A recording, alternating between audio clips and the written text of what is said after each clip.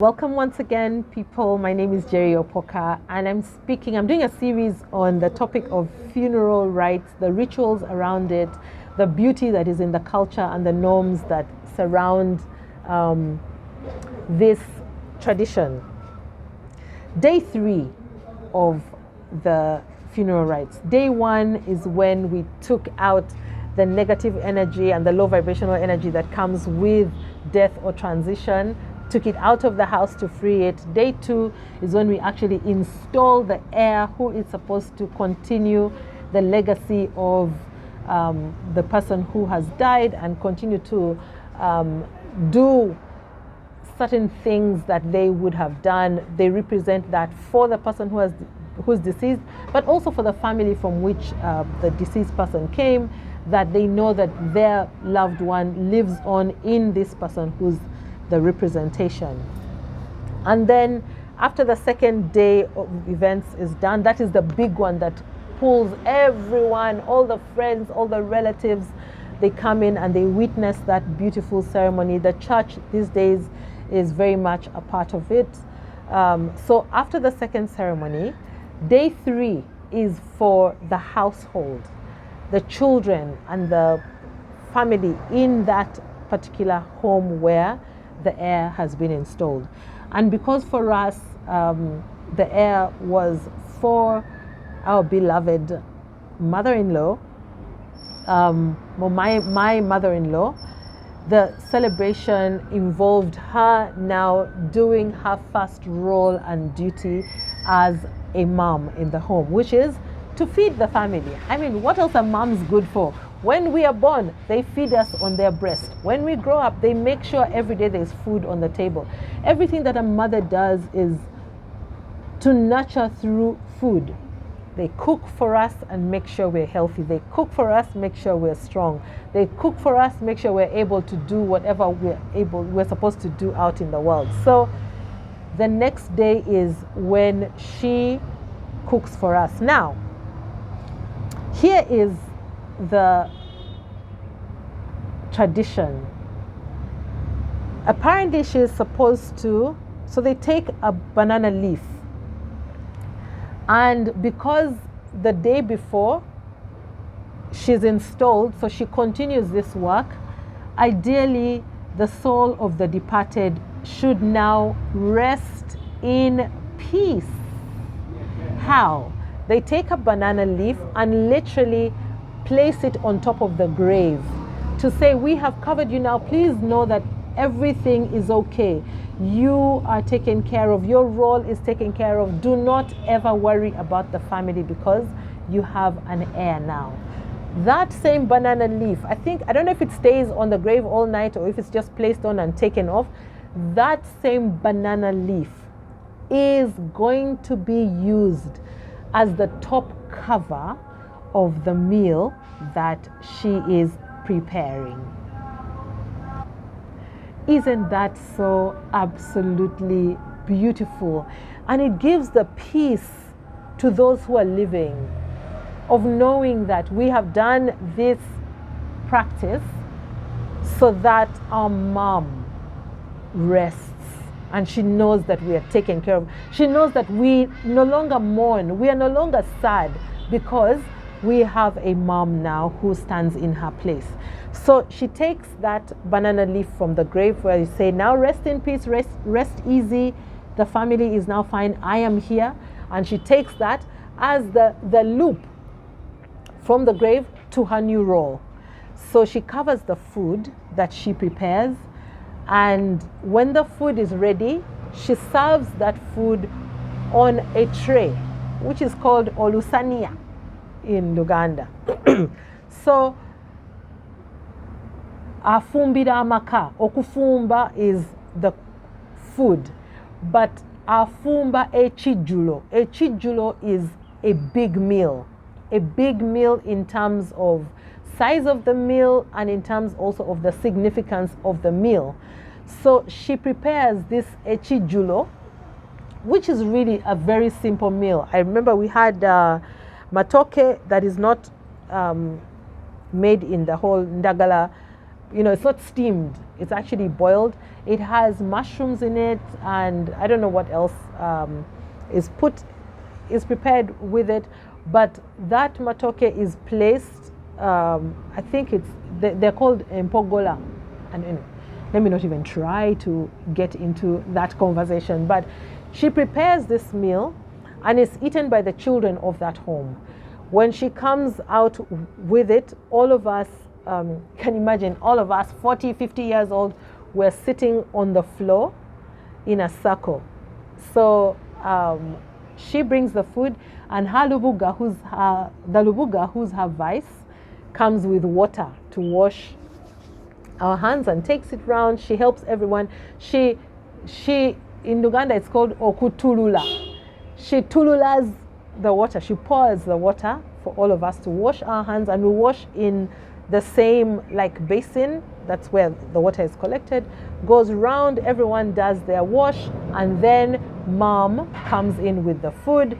She first serves dad because he's the head of the home and he's her quote unquote husband, and then she places the food for all of us to eat, and we all literally reach into that same tray and pick food, so we are all touching the same food.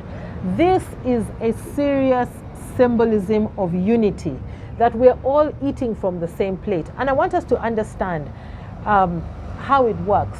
When you eat this food with your hands, everyone touches the food and you put it back, you put it in your mouth. You even lick your fingers.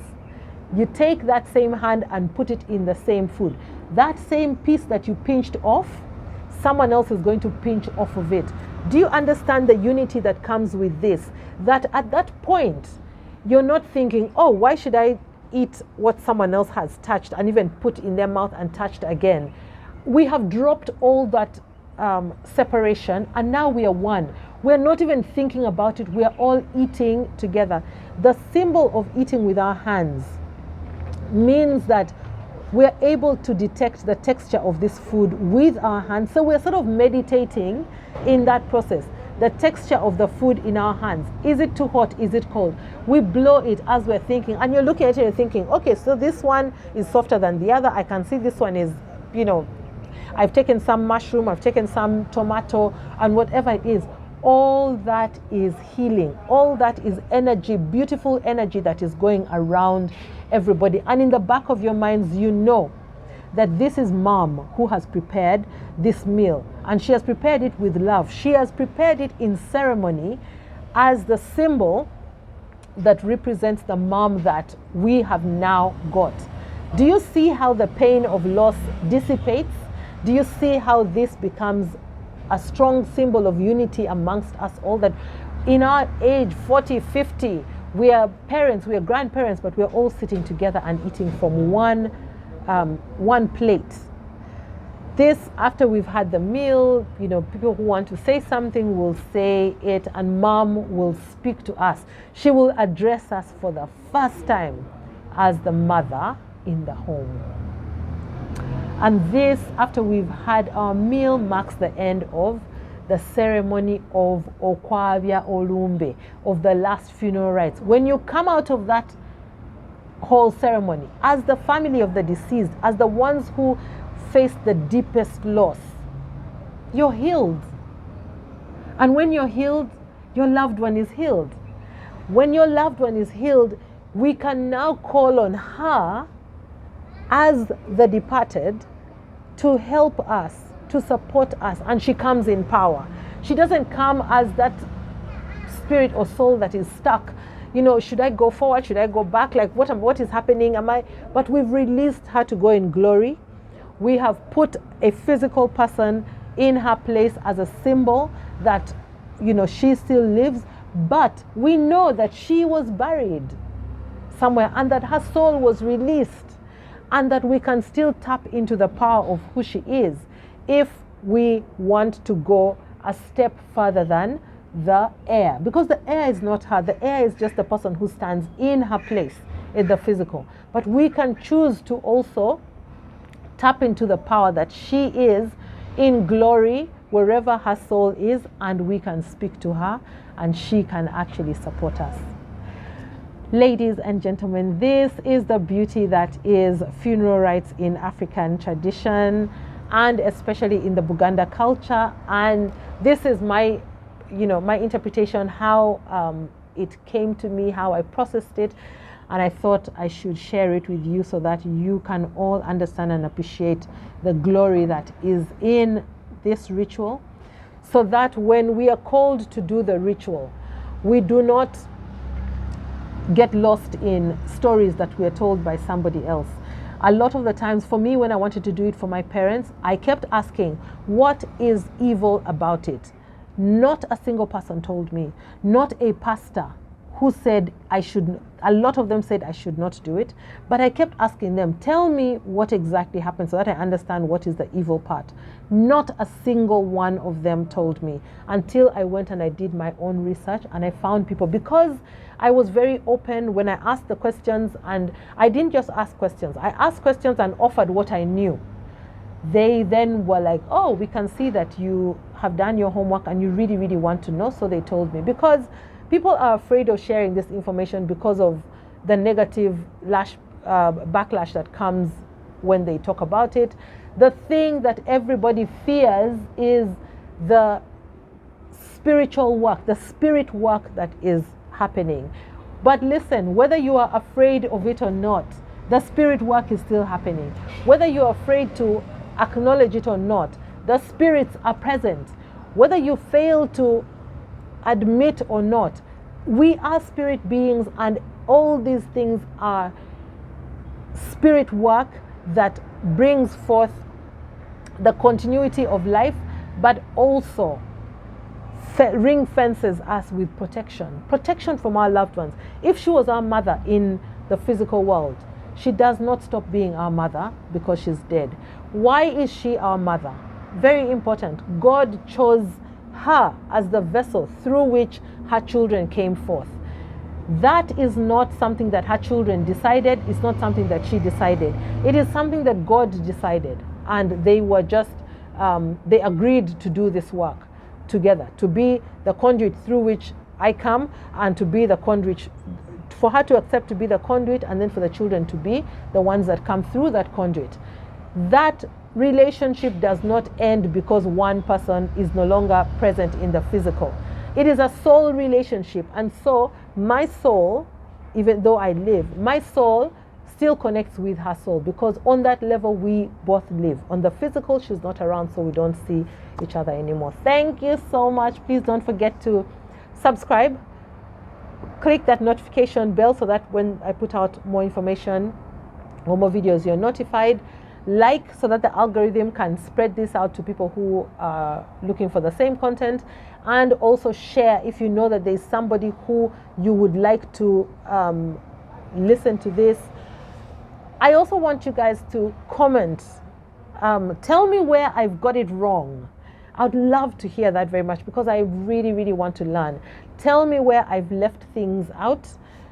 Let us share, let us grow together.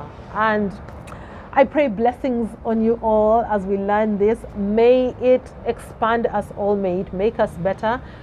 The funeral rites, being able to attend the funeral rites and learn all the things that I've learned, has really given me, it's given me the permission to do what I have wanted to do for years, and I've been afraid. So all my lists of things that I wanted to talk about around spirituality, I am now going into full speed ahead. So thank you very much for giving me the permission to do this.